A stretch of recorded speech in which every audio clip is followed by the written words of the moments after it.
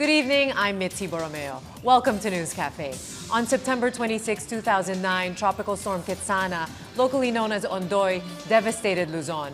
Almost 4.2 million people in the country were affected after a monsoon month's worth of rain deluged the Philippines over 6 hours, killing hundreds and displacing tens of thousands of people.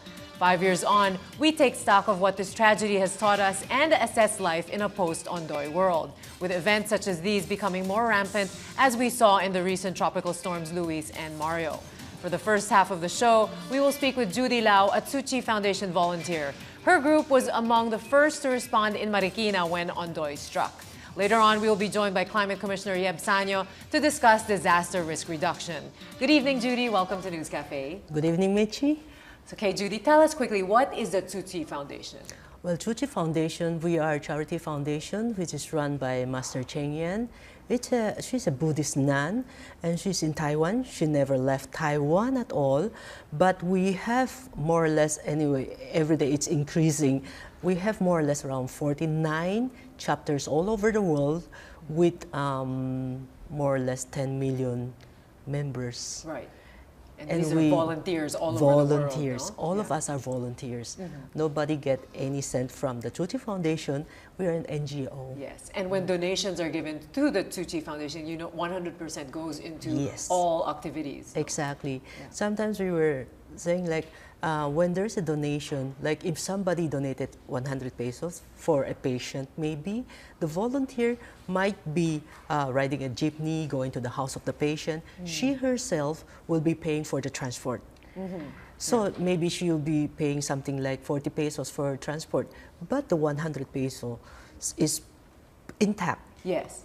All the 100 pesos will go to the patient. Right. Nothing will be left with the volunteer or the foundation. Well, I'll ask you more about the kind of help Tzu Chi has done around the world, but let's talk quickly now first about the Ondoy experience. Now, Tzu Chi was really the first among the responders in Marikina. How did that happen? How did you decide to choose these communities? We were lucky because Lucia Tan of PAL, his wife, Carmen, and one daughter, Irene, are members of the Tzu Chi Foundation. They are also our commissioners. And then when Ondoy happened, all roads going towards Cainta, Marikina, we cannot pass. Impossible. But Lucia Tan lent us a helicopter. So we were able to get to these places. And when we reached Marikina, that's when we saw like, my devastation. God. Huh? Exactly. The city of Marikina, they were ready. You can see their cars, the city hall, walkie-talkie, the computers and everything. Even they have rice in their warehouses for times of calamity. But with such a calamity like Ondoy, everything was devastated. Yeah. So they lost all the relief goods. Exactly. So they had nothing. All the preparations basically. Exactly. So what we see is like there is a local government who is more than willing to cooperate with us. That's one of the reasons we went into Marikina. And then really the devastation was something that we have never seen before. Yeah. So what was that? Because you had never done this before, but you came in there, of course, day one, and basically even the local government themselves were affected. How did you begin to start organize the operations? Okay, we have to go back into Infanta also. 2004, there was Infanta, landslide. The same thing happened. But Infanta, what we did is that we have to clean all the streets. We have heavy equipments that went in, we cleaned the streets, but once we clean the streets, what we see is that next day, everybody threw out the garbage from their houses. So you have to clean it again. And then this time, Ondoy, what we see is like people are just sitting there with blank. Their faces are blank. They don't know what's going to happen. We have very young people. So every time when calamities happen, what we do is that we will call up Taiwan. We will call up our Dharma Master Cheng Yen and then describe to her what we see. We take pictures. We send pictures over to Taiwan. And she advised us to do cash for work. But at that time, actually, we do not know what is the meaning of cash for work. So she said, you have people around, right? Yeah, we have plenty of people who are around. We have so many youngsters, young people, young men all over the place. He said, ask them to help clean. Well, okay. So we asked the barangay captain, like, can we ask your people, this mga young men dito, can we ask them to help clean up? Even if they're cleaning their house, we will pay them. Yeah. So the barangay captain said, yeah, it's possible. But they were looking at us with strange eyes, you know. And then at that time, we asked them, how much do we have to pay them? And she said, maybe 100, 150. So we called up Master Cheng Yen. The barangay captain said 100, 150. Immediately she asked us, what is your minimum wage? And we were asking ourselves, how much is the minimum wage? It's 382. So she said, you shouldn't pay less than your minimum wage. So Wonderful. She thought of all that. the banks were closed. So what we did is that we will be paying them 400. So that's what we told the barangay captain. So the first day, of course, they don't believe us. Yeah. There were only 32 who came. And then that night, we paid them 400 pesos each. They were so happy. And then, yeah, we were able to clean up Marikina within 19 days. For the cash for work, it's like 10 days. The last day of cash for work, there were 10,000 volunteers. And who men and came. women. This is not just men. Men, women, Yeah, and child. Wonderful. So it gives them that sense of empowerment. Exactly. Cleaning their homes. Yeah, you're cleaning your house, but I will pay you because they register with their barangay. So at the end of the day, we will go to the barangay and see the list, how many people are there, and we pay them.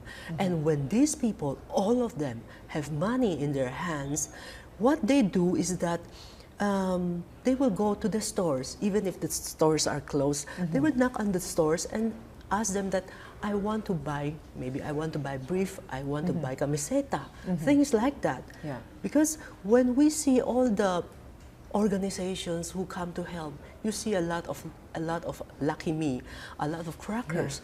But you see these people, when you see my pictures, you see we're showing them, men were wearing duster. Yes, because they had nothing. no? Nothing. They were just getting what they could They find. have something that wrapped around them, and that was it. They need to buy things, very personal things. They need this. With the money on hand, immediately they can go to the stores, and the stores will be going to their suppliers. Like, I want this, I want that, because immediately the economy is moving. That's right. The economy is running That's the already. best, the fastest way to get them back up on their feet. They were on their feet right away. Within 20 days, you see Marikina up already. Yeah. And then one more thing is that Marikina, they have they said it's a football field. It's 5 hectares, and then it's 10 meters deep, a very deep place. So what we did is that all the heavy equipments that go into Marikina, we will bring all the debris, all the garbage into that 5-hectare lot. So it becomes a landfill. Right. Immediately, we were able to clean Marikina. Yeah. So what do you think were the biggest challenges there? I mean, you were working with local government, different groups. What could have been done better during that time? Well, for one thing, what we saw is that the Filipinos, they are really kind. They're gentle people. And then they're helpful. You see, when we do something like this, we immediately see that they see hope. And then another thing is that when we enter Marikina, we are looking at these people, their hands are like this. They're asking for help. Now, 5 years after, last year, when we have the Hayen, the Yolanda, these people from Marikina were helping us to help Yolanda victims. Wonderful. Their hands overturned. It's a beautiful They sign, are the ones giving help already. Yeah. We don't want these people to be asking for help forever. We need them to have pride. Yes. One of the reasons we found out that when the Dhamma Master asked us to give cash for work is that we are giving these people dignity. If we just give them something, we just give them money, we just give them food, they actually, there is no dignity. Right. But when they think of themselves as they are working, they are cleaning, and then this cash for work, it's like, it's a salary for them. Yes, yes. It's their pride. So this is also why Tzu Chi also prefers to go there rather than just send relief goods. You prefer to be present and really work with the people. Yes, and of course, we also give the money directly to them.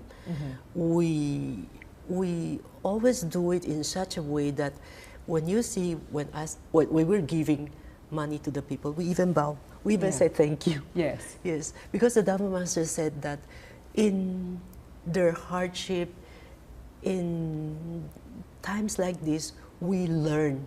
We learn that nothing is permanent in this life.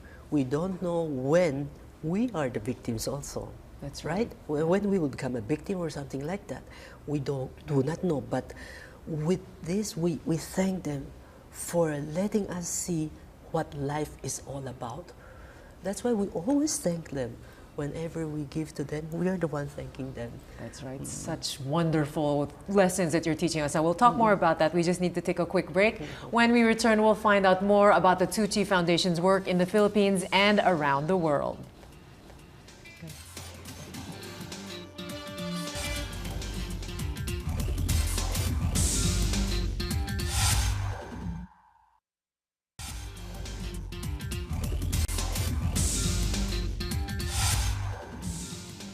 Welcome back to News Cafe. I'm talking to Judy Lau, volunteer of the Tzu Chi Foundation. Okay, Judy, you're just talking about gratitude and how you're saying people, you're very grateful also when you give to these communities. Now, you've seen how they've moved on after that, and some of them are even now Tzu Chi commissioners. What does it mean exactly when one is a commissioner? Okay, Tzu Chi. there's an example. One of our faith, for the men we call them faith core, his name is Teodi.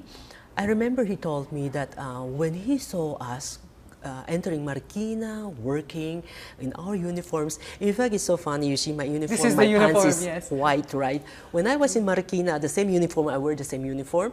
And then a lot of old ladies will come to me and said, "Madumi dito, bakit nakaputi ka pa?" I don't know, that's our uniform, no? But Teodi told me that when he saw us, what went through his mind is that one day I want to be like them. Yun ang pangarap. Yeah, that was his wish. Yes. And he was able to become a commissioner, become a faith corps. Yes. As of now, we have around 15 Imagine that. people from Marikina who become our commissioners and faith corps. And we're also seeing this now after Yolanda. You also, Tzu Chi was very much present in Yolanda. And now the people there are also, everybody knows the Tzu Chi Foundation. And you also did the Cash for Work program there and the Bamboo Bank. Right? Tell us about it. So this is that image you said of before their palms were up and now they're down because now they can give something back. Yeah. The point is actually we cannot expect people to help us all the time. What we really need is that they can help themselves. Because if we are waiting for people to help us, it's never ending. But if we can help ourselves, that's the strongest part. Yes. So what we're doing now is that we also give them training, like so that they become commissioners also, so that they won't have that negative concept like kawawa kami, mahirap lang kami, all of these negative concepts. But if we, the Dharma Master always tell us that everyone, there is so much possibility in all of us. Some of us just do not know. But when we try to cultivate, when we try to encourage them, see, all these people from Marikina, they were able to become a commissioners. And if you saw them wearing the Chinese cheongsam, they're so cute. They're so proud, so cute. Also in back in, you know, now you created homes, right, to bring to Tacloban. So these were made in Taiwan, but they're transported to the Yolanda hit areas. The people themselves are helping to build their own homes. Yes, right? Definitely. The people there, when we were building the temporary classrooms, the parents come to help. And then nowadays we are doing the temporary housing already. So those people, well, of course, they know that someday they will be living in that house. All the houses will be good for 10 years probably. So they are helping. The community themselves are helping. Because when we enter Yolanda, there were something like 300 volunteers from 13 countries all over the world who came to help. 300 Tzu Chi volunteers. But now you see the people of Tacloban, Ormoc, the locals, Bohol, and Zamboanga. They are the ones helping. Right. They are doing the cement bricks, and then they are helping to install this temporary housing. Yes. Now, you mentioned people from all around the world. You have been active in so many disasters, and not just natural disasters, like you mentioned Zamboanga, of course. Now, all over the world. Tell us about some of these other activities that Tzu Chi has been involved in. Well, one of the most significant one is the one in Bam, Iran. 2003, December 26. Bam, Iran is a very, very old city. It's in Iran. And then there was an earthquake. Like 80% of the houses were destroyed. My brother was there. He said that he never met anyone in Bam, Iran who does not have a family member who died. And then we were able to build a school for girls. It's a Muslim country, with the help of Filipino contractor and then architect Palafox. Architect Palafox was able to, he received an award for that from United Nations, because this is one project wherein it is Buddhist foundation building a house, schools for Muslim, and then using a Catholic architect. Wonderful. That's excellent. Well, speaking of that, you also helped rebuild the churches in Tacloban, in fact. Oh, yeah. Because you see that it's very uplifting for people to see their places of because the worship. Dhamma Master said, when calamities like this happen, a lot of people, they are depressed. You know, psychologically, they are hurt, right? So a church is a place where people can relate.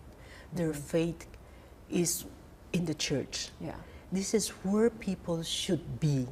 That is why when we send pictures of churches in Tacloban, in Leyte, destroyed, the Dhamma Master immediately said, help them rebuild the churches, help them right away. So that was what we did also. Yeah, it's amazing to hear, you know, people may not be familiar with the system of Tzu Chi. When we hear of this Dharma Master, she's so knowledgeable in everything. So she has input on all the relief. How is it coordinated actually from Taiwan to all over the world? Actually, in fact, like what I said, the Dharma Master Cheng, and she has never left Taiwan at all. So we as volunteers, whatever we see, we have to report to her, and then she analyzes. She analyzes everything, and then she will instruct us on what to do.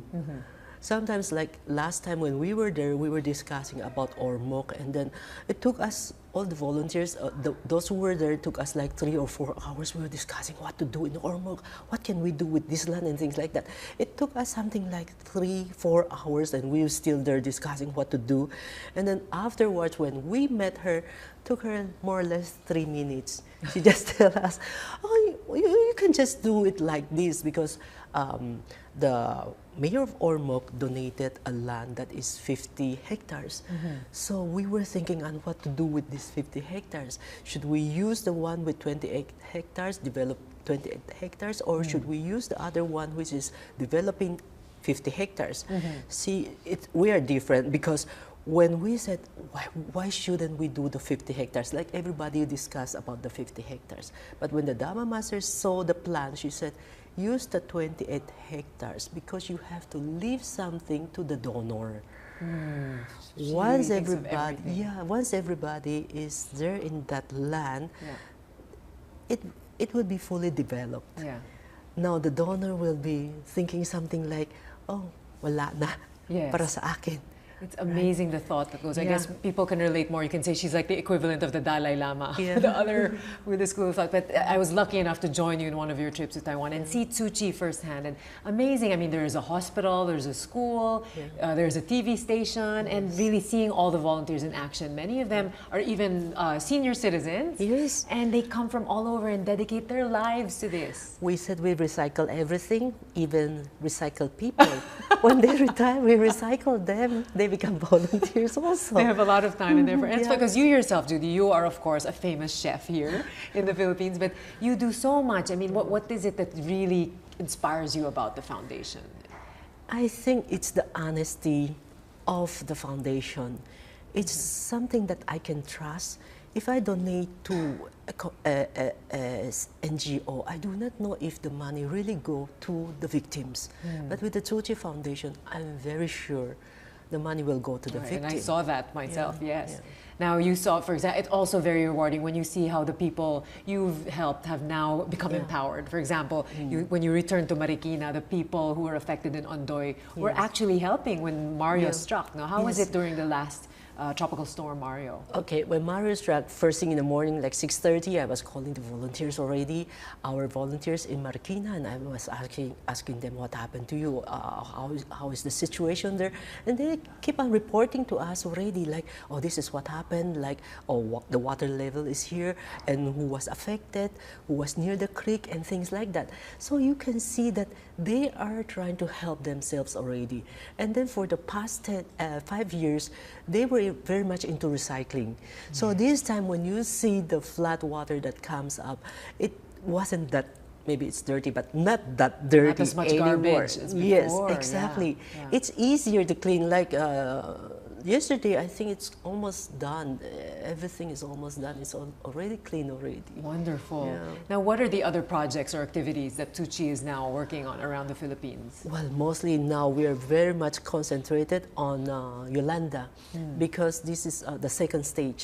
Yes. We're in the temporary housing. We're doing the temporary housing, and the devastation is really big. This is a really big one. And we're coming to the 1-year anniversary, it's almost November. Yes, yeah. Do you feel, because you work also closely with the LGU, of course, the government, the people, do you find that there are some challenges that are hampering the operations, things that are holding back the progress of work? Yeah, not really. It's like the climate also, Yeah. because it's September now. Now we are looking at maybe more typhoons coming in. When we are doing the temporary housing, we were wishing that there won't be any typhoons for the time being, so that at least we can complete some of the houses. We are looking at 3,000 houses, temporary houses. Yeah. And then like the housing that we are having, you saw that they Yes. even have toilets. Yes, very well done. Yeah. Now, other cases you've done also, Tzu Chi has been very helpful in helping complicated medical cases. If you can recall, there were some conjoined twins who nobody would work on here. We have 2 sets of conjoined twins, which we separated in Taiwan. Oh, that was 2002, and the other one I think it was 2006 or 2005. Yes. Yeah. And so these are medical cases. So when you look into, no one is turned away, basically. This is what happens. Of course. And then we have a medical mission in Bacoot, Santa Mesa, wherein we do cataract and we do dental. Cataract, they don't have to pay anything. We do everything for the cataract patients in Bacoot, Santa Mesa. It's a Tzu Chi complex. Yes. Yeah, it used to be the Sisters of Mary. Right. Yeah. So many activities that you're involved in, and so you're busy, huh? we're So basically what you're busy. doing is all the work that's done here, you communicate to Taiwan, and you're also fundraising right, for the project. So the work continues. You're in Taiwan at least twice a month, huh? No, just for now because of the Yolanda. But we have a CEO, and he's busier than me. Our CEO is Alfredo Lee. He's busier than me. Yeah, so good to know we have our guardian angels watching over us here. So thank you, Judy, for joining us here and sharing your inspiring stories. Thank you so much. Thank you. And time now for a short break. When we come back, we'll be joined by Climate Commissioner Nadarev Yeb Sanyo to discuss disaster risk reduction.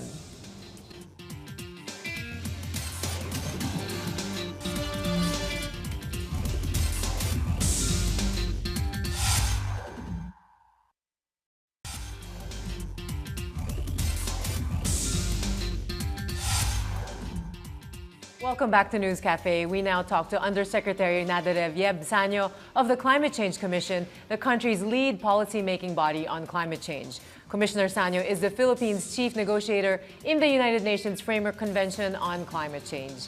Yeb, great to have you on the show. Hi, Mitzi. I'm very glad to be here.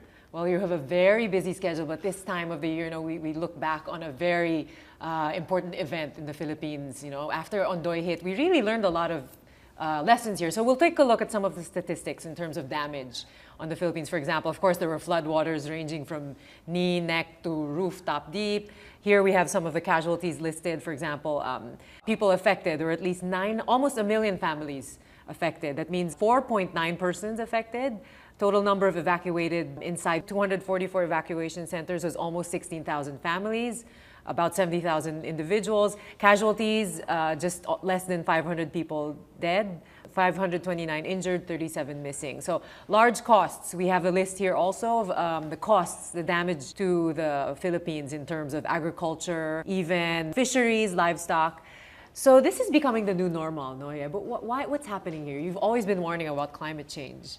Yeah, we can say there's a new normal because we can connect the dots of extreme events happening one after the other, not just in the Philippines, but all over the world. So these are clear indications of a drastically changed world. And we attribute this to the problem of climate change because the global climate system is very interdependent, and what happens in one place affects many other places. And the science is very clear and unequivocal that climate change is happening, and that these impacts accompany the global climate change. That's right. I remember back a few decades ago, we were working together at the Worldwide Fund for Nature. You started the climate change program of WWF. Right. And these warnings have been coming up decades ago, but only now at the 11th hour, people the warnings have been there for centuries, in fact. Yeah. And the first scientist to talk about global warming was John Tyndall in 1896. Yeah. So what is it now? It's always only people just tend to pay attention when it's the, when really extreme events are happening. That's true. People tend to ignore things that wouldn't kill them today, or that wouldn't cook you today to death. But if it's, especially if it's gradual, but if it's sudden, if it's intense, then people pay attention. And no thanks to the extreme events we're suffering from right now. But it's a lot easier to explain climate change to people now. Yeah. So in terms of climate change, we always talk about adaptation and mitigation. Can you explain the difference between these two ways of adapting? It's a whole jargon, a world of jargon out there. And people confuse a lot of terms. Again, no thanks to scientists who coined these terms. But just to be very clear, it's important for us to understand that when we talk about climate change adaptation, adaptation is the process of coping or adjusting. And every society, every community, every system has the capacity to do that in order to increase its resilience and be able to cope with changes that are happening. That's adaptation. It's a basic concept in biology where living organisms adapt to the environment so that they survive. Mitigation, on the other hand, when we use it in the context of climate change, is really reducing the global warming pollution that we spew into the atmosphere. So we're talking about greenhouse gases here. Yeah. But it's also confused with disaster mitigation, which is to reduce the impact of disasters on our society. So those are two different things. It's climate mitigation and disaster mitigation, just to be very clear. All right, because that's good you clarify that, because now we're going to talk about what the government has done to put disaster risk mitigation steps into place. So after Ondoy, the government claimed that they put, for example, more advanced weather monitoring systems. They're saying this will monitor the systems could trigger quicker emergency response to major disasters. They said there are better communication systems. Do you think the government has done enough to address disasters such as this? Well, it's a complex answer to an apparently simple question, which can be answered by yes or no, but I won't do that. There are many indicators of being able to say, for us to say that government has done enough. And I don't think, in the context of climate change, I would just like to categorically state that right now, very few countries, especially those in the developing world, are ready for this kind of changes. And that's why we need the resources to be able to adapt. But in the context of what needs to be done, there are 5 things that need to be done. These are called the priorities for action, and we are a signatory to the Yoga Framework for Action, which lays down these priorities for action for the whole world. And we must do this. First is governance. We're talking about organizational, legal, and policy frameworks. I think we can put a check mark on that for the Philippines. We have good policies, but not quite a big check mark, because while we have the policies in place, the institutions need strengthening. Right. So that's governance. The next one is understanding the risks. That means identifying, assessing, and being able to monitor whether we're really reducing the risk and enhancing early warning. And you talked about all of these devices and the technology that we use to inform us, especially prior information and early warning is very crucial. But the third thing is knowledge, innovation, and education. Using that to promote a culture of safety and resilience at all levels. The fourth thing is to reduce underlying risk factors. This is the most tricky. Because to reduce underlying risk factors, you have to take care of your forests, of your coastal zones, of your environment essentially.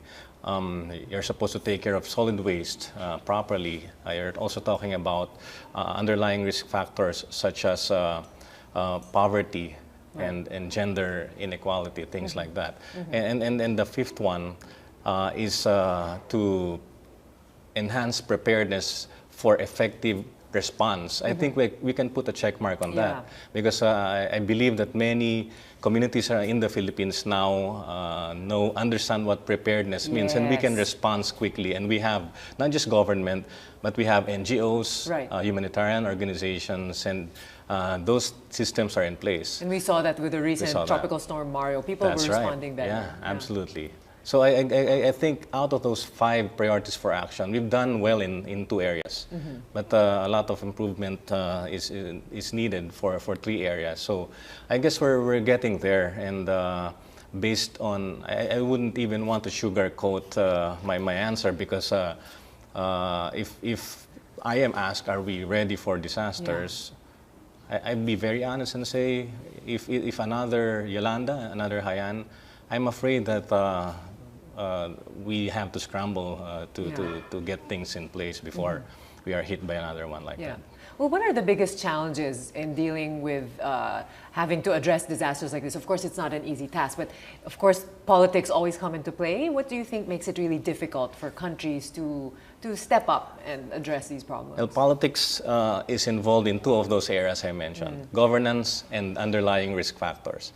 Politics play a very important role in reducing risk. If you have good governance and good leaders and clean politics, meaning basic services are delivered, and when we construct infrastructure, there's no corruption involved, and so these are resilient, and it is very crucial that we transform politics, and that's why we always say disaster risk reduction practitioners.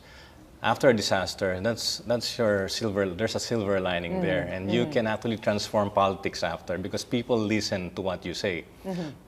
After being hit by a massive disaster, that's your golden opportunity to effect transformation. But the rule of thumb there is that it's just 6 months. That's right. Well, after Ondoy, all these laws were put into place to address that, right? That's true. But then, you know, many people are also a bit hesitant to leave their homes. These vulnerable areas, they're afraid to leave, you know, land they know, because that's what they're saying. A lot of people were relocated, but yet they go back. So this is a recurring problem. Every time we have disasters, there are some recurring problems.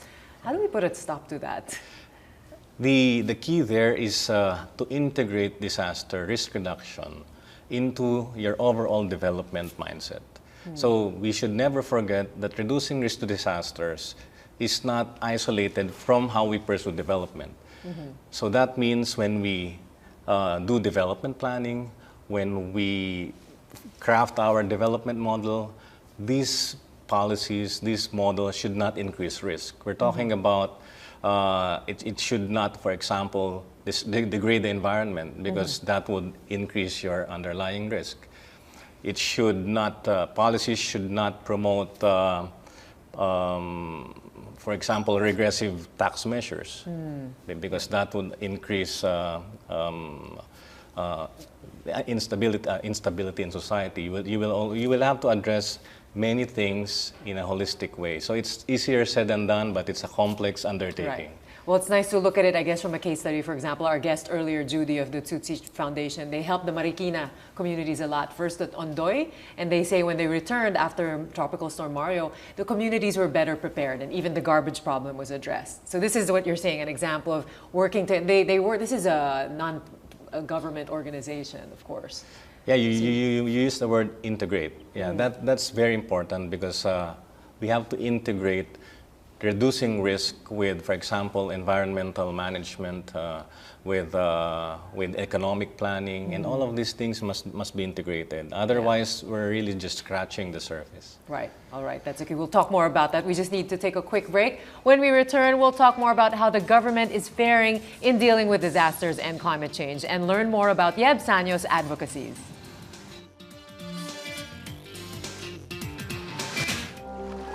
As the Arctic is melting, more people will suffer from devastating weather events thousands and thousands of kilometers away.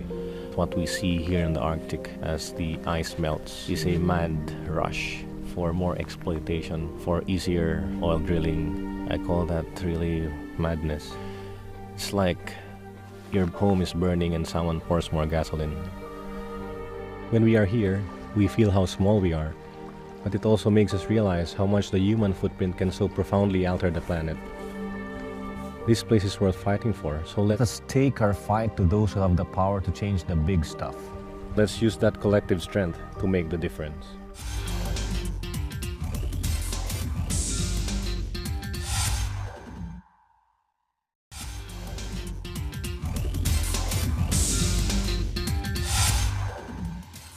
You're watching News Cafe. We have Climate Commissioner Yeb Sanyo at the table.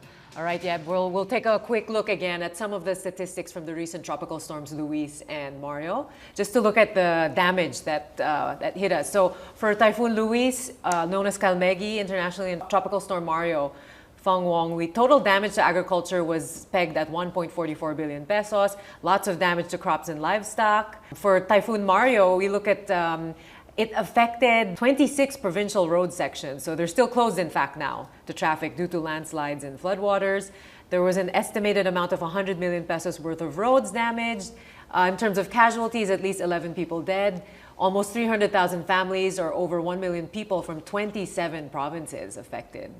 Damage to infrastructure is estimated at 95.6 million pesos. In terms of government response, so of course we saw recently how they're responding. It seems they claim it's more efficient. Do you think that in the recent tropical storms and typhoons there was a considerable amount of improvement from the previous disasters? Oh, definitely, and that's important because your ability to learn from your mistakes, or maybe not mistakes, but from past experience, is crucial when we talk about reducing risk. And yeah, the government has done a good job, but then again, you have different levels, different scales. You have national level, you have the regional, you have the local level, up to the barangay level. But reducing risk and being prepared and responding goes all the way to the household and individual level. And so we have varying degrees of preparedness on that aspect. Sometimes we just look at statistics, and those are our indicators that things are happening well in terms of how we respond. Right. But then it's not linear. The next disaster, it's a different picture. Right. Because different hazards in different locations, they're site-specific, would have a different effect. So it's always hard to compare one event to the other. Yeah. So it's not like, it doesn't mean things are getting better, because we know that these disasters will keep hitting us. We are in the Pacific Ring of Fire. We'll always be in the eye of the storm, if we can say that. Now let's talk about the Climate Change Commission, of which you are part. Are the priorities set by the Commission? Do you think that they are really addressing the heart of the problem? Well, the Climate Change Commission, which was established through a Republic Act, is mandated to mainstream climate change into government planning and programming. And we were also tasked to craft what we call the National Strategic Framework on Climate Change and the National Climate Change Action Plan. Both these policy documents take into account the long term, and that's why the National Action Plan is from 2011 to 2028. That means climate change is a long-term issue. Yes. But when you talk about disasters, it's more a more immediate issue, something that's really close to our daily existence, and it is something that we have to confront right now. That's right. But these if you may, policies are synergistic in a way that even if it's a long-term plan, it allows you to address certain issues that can help you address vulnerabilities in the immediate, in the short term. So the Climate Change Commission has focused on 7 strategic priorities. That's food security, water sufficiency, environmental stability, human security, climate-smart industries and services, sustainable energy, and knowledge and capacity development. These are not mutually exclusive with reducing disaster risk in the short term. And so I think these plans, which have been consulted very comprehensively with a wide range of stakeholders, would be very effective in laying down the broad strokes. But then we have to translate all of these priorities, strategic priorities, into concrete action. Right. And when we talk about disasters, Mitzi, it's about, as I said earlier, household, community level.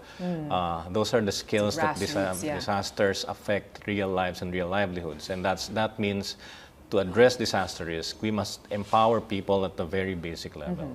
And this is really, I think, what really drew people to you during the 2013 climate talks in Warsaw, Poland. We saw you very emotional because this is when Typhoon Haiyan hit the Philippines.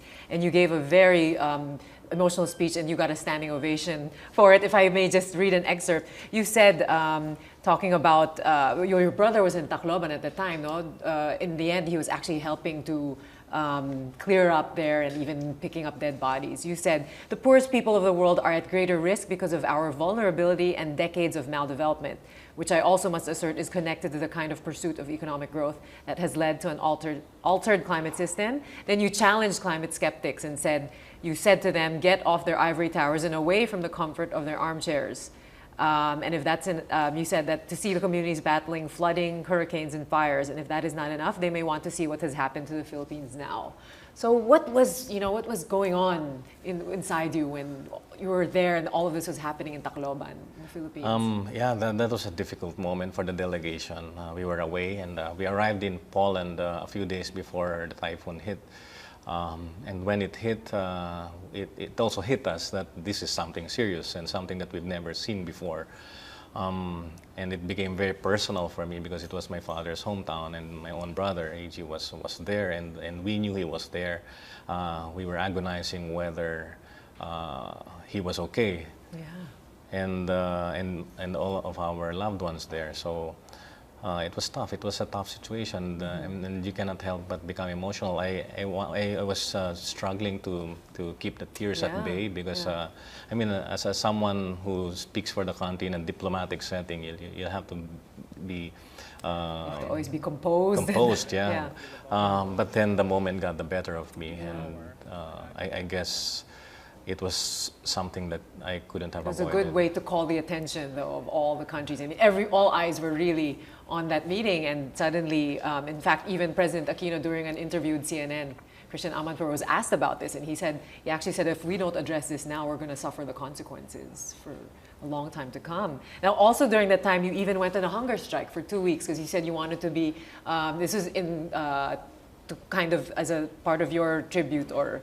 to be in your brotherhood with what was happening here in the Philippines. Well, just to be very clear as well, to avoid the sensitivities of the terms, I never use the term hunger strike. Okay, it was what people, the media then use that. So. It was all right for me, but I use the term fasting, and indeed I fasted in solidarity with the people here who were affected by the typhoon, and we know that they were running out of food, and they wanted to sympathize with them. But also I called on the conference to work hard so that we come up with meaningful outcomes out of that conference, and because we go to all this conference all the time, and in most cases we really do not bring home anything significant,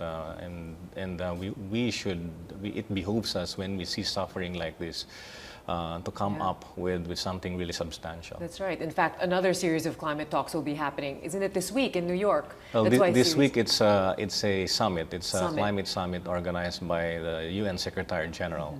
And that's why there have been climate marches around the world.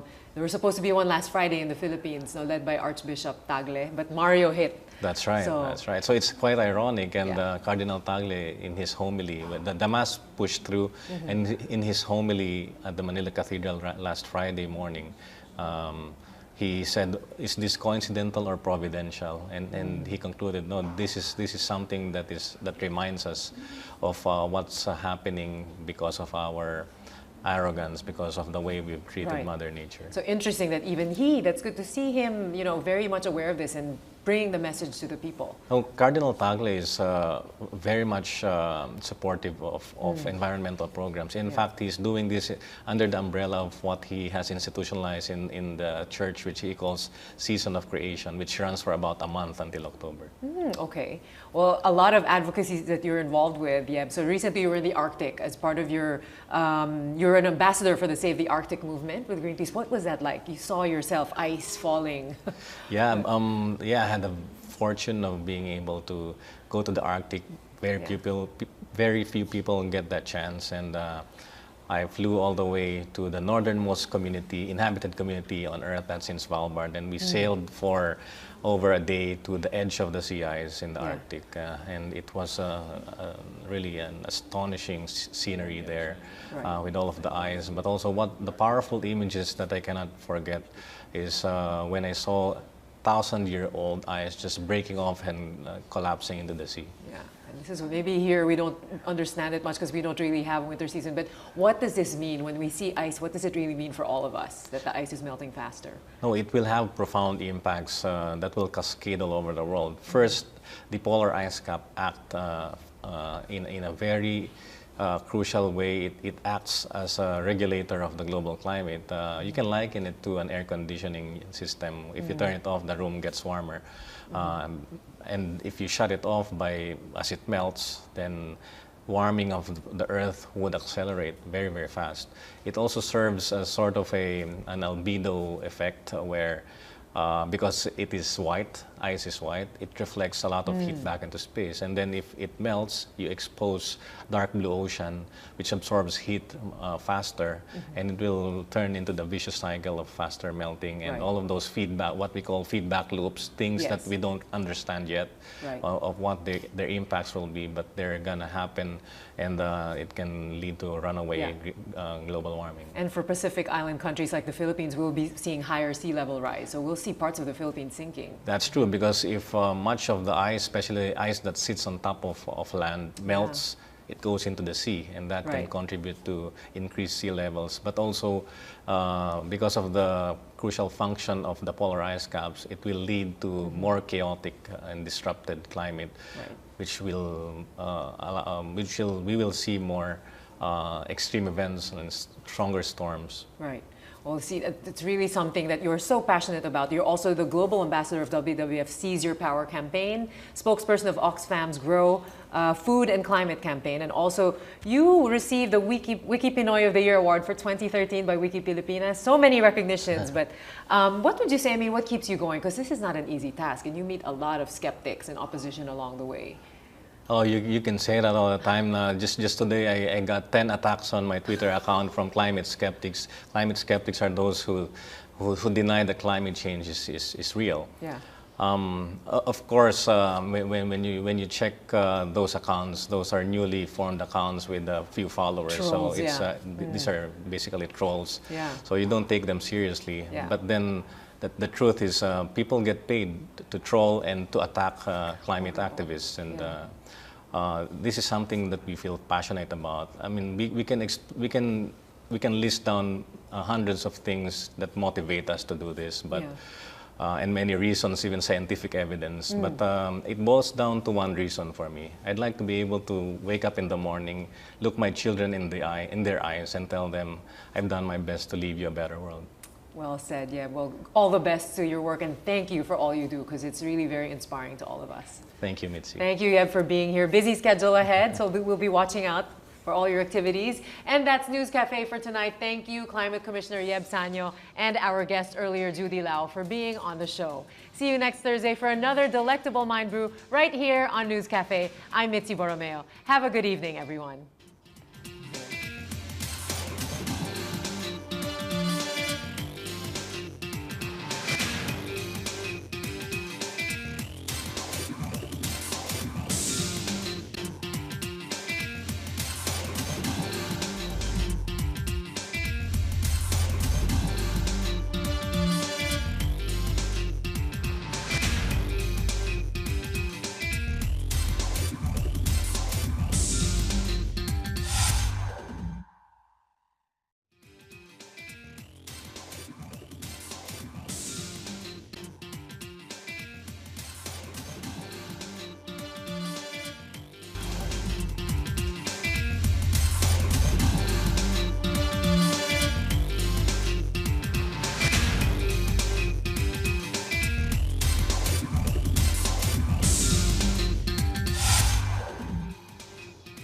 Good evening, I'm Mitzi Borromeo. Welcome to News Cafe. On September 26, 2009, Tropical Storm Ketsana, locally known as Ondoy, devastated Luzon. Almost 4.2 million people in the country were affected after a monsoon month's worth of rain deluged the Philippines over 6 hours, killing hundreds and displacing tens of thousands of people. 5 years on, we take stock of what this tragedy has taught us and assess life in a post-Ondoy world, with events such as these becoming more rampant as we saw in the recent tropical storms Luis and Mario. For the first half of the show, we will speak with Judy Lau, a Tzu Chi Foundation volunteer. Her group was among the first to respond in Marikina when Ondoy struck. Later on, we will be joined by Climate Commissioner Yeb Sanyo to discuss disaster risk reduction. Good evening, Judy. Welcome to News Cafe. Good evening, Mitzi. Okay, Judy, tell us quickly, what is the Tzu Chi Foundation? Well, Tzu Chi Foundation, we are a charity foundation which is run by Master Cheng Yan. She's a Buddhist nun and she's in Taiwan. She never left Taiwan at all, but we have more or less, anyway, every day it's increasing. We have more or less around 49 chapters all over the world with more or less 10 million members. Right. And these are volunteers all over the world. Volunteers. All of us are volunteers. Nobody get any cent from the Tzu Chi Foundation. We are an NGO. Yes, and when donations are... Exactly.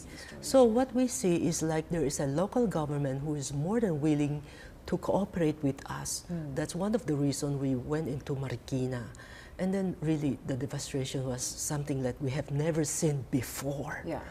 So what was that? Because you had never done this before, but you came in there, of course, day one, and basically even the local government themselves were affected. How did you begin to start organize the operations? Okay, we have to go back into Infanta also. 2004, there was Infanta, landslide.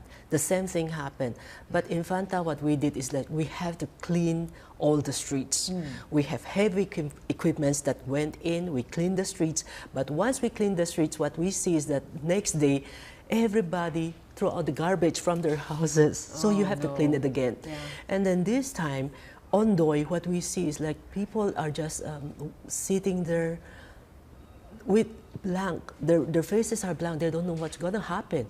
We have very young people. So every time when calamities happen, what we do is that we will call up Taiwan. We will call up our Dharma Master Cheng Yan and then describe to her what we see. We take pictures. We send pictures over to Taiwan. And she advised us to do cash for work. But at that time, actually, we do not know what is the meaning of cash for work. So she said, you have people around, right? Yeah, we have plenty of people who are around. We have so many youngsters, young people, young men all over the place. We said, ask them to help clean. Well, okay. So we asked the barangay captain, like, can we ask your people, these mga young men dito, can we ask them to help clean up? Even if they're cleaning their house, we will pay them.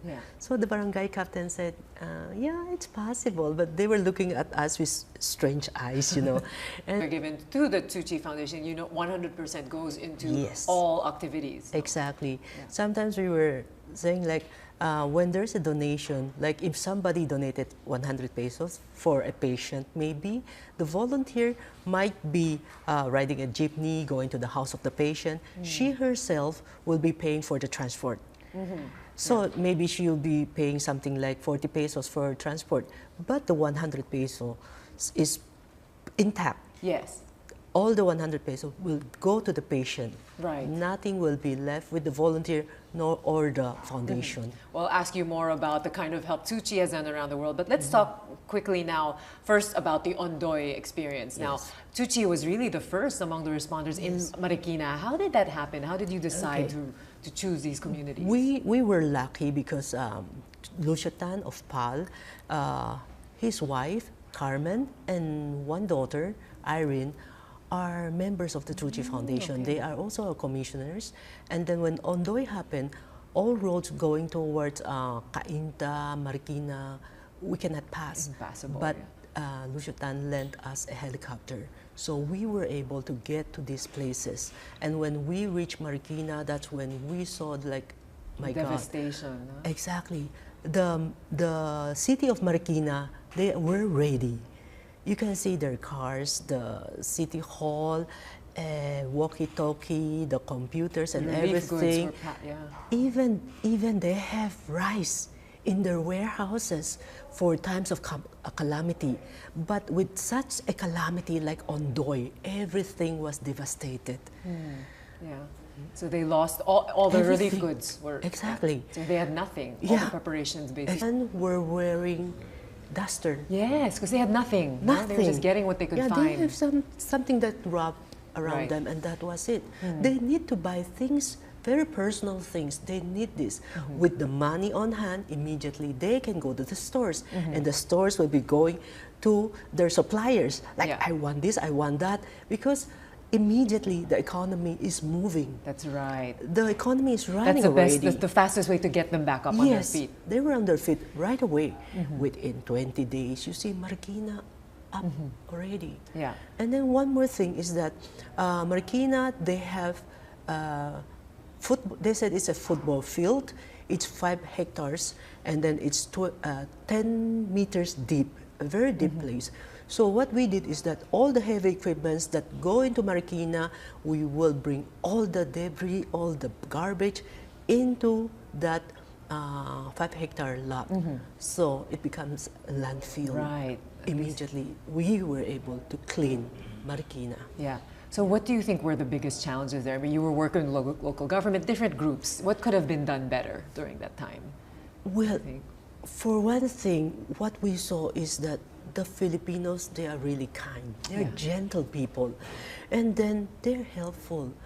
You see, when we do something like this, we immediately see that they see hope. And then another thing is that when we enter Marikina, we are looking at these people, their hands are like this. They're asking for help.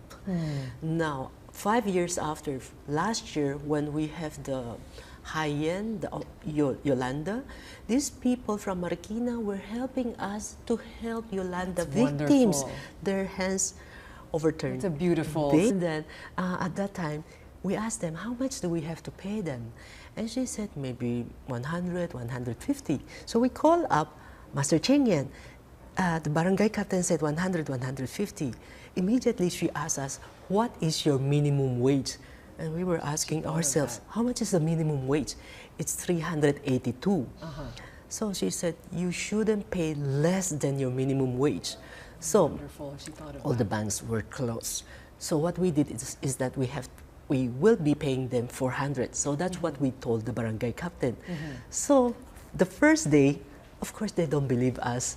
There were only 32 who came. And then that night, we paid them 400 pesos each. They were so happy. And then, we were able to clean up Marikina within 19 days. For the cash for work, it's like 10 days. The last day of cash for work, there were 10,000 volunteers. Wow. And men and women. This is not just men. Men, women, and child. So wonderful. So it gives them that sense of empowerment. Exactly. Cleaning their homes. Yeah, you're cleaning your house, but I will pay you because they register with their barangay. So at the end of the day, we will go to the barangay and see the list, how many people are there, and we pay them. And when these people, all of them, have money in their hands, what they do is that they will go to the stores, even if the stores are closed. They will knock on the stores and ask them that, I want to buy, maybe I want to buy brief, I want to buy camiseta, things like that. Because when we see all the organizations who come to help, you see a lot of Lucky Me, a lot of crackers. But you see these people, when you see my pictures, you see we're showing them,